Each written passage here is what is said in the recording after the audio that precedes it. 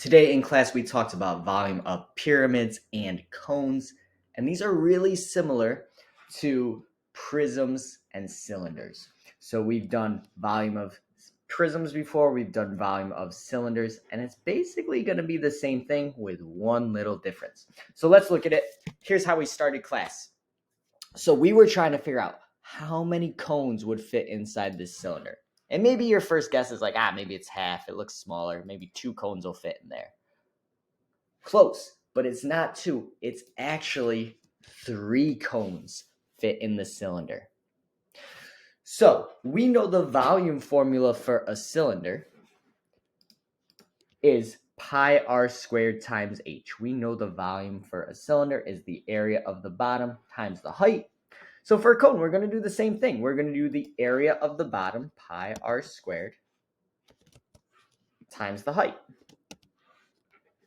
But that would mean they're the same volume, and this is definitely smaller. And we just saw it was smaller by 3, or a third. So it is 1/3 the volume of a cylinder because it's smaller. You could write it this way. You could also write it this way. Do the whole thing divided by 3.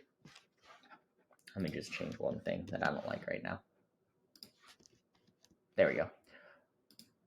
I don't like how it's over the volume. Volume equals pi r squared times h divided by 3. There it goes. That looks better. So you could do 1/3 pi r squared times h, or you could do pi r squared times h divided by 3, because it's just a third as big or smaller. So that's for a cone.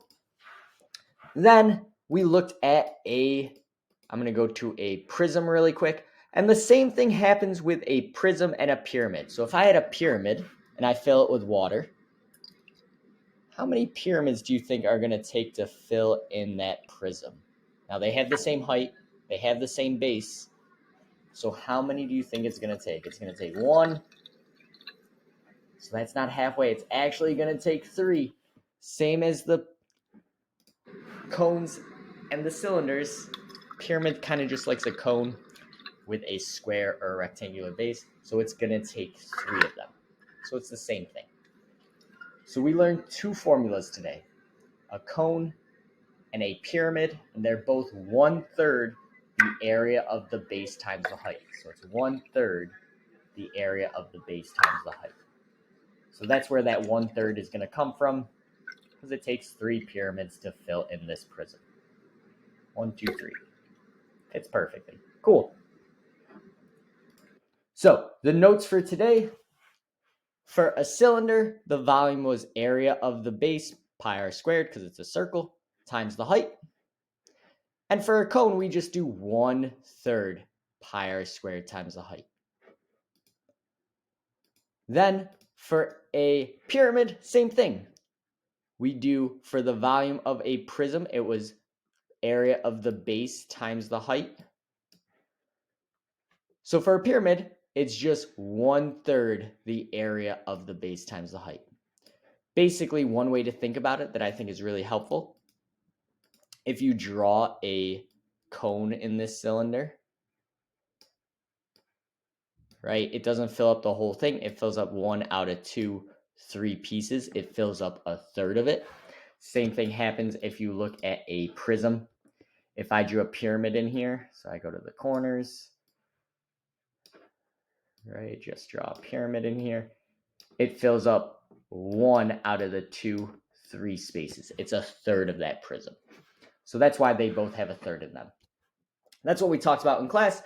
Just really quick, if you were going to find the volume of a cone here, volume equals 1/3 pi r squared times height. And then I would just look and fill in what I know. So I know volume equals 1/3 pi. The radius is 4, so 4 squared pi 4 squared times 6.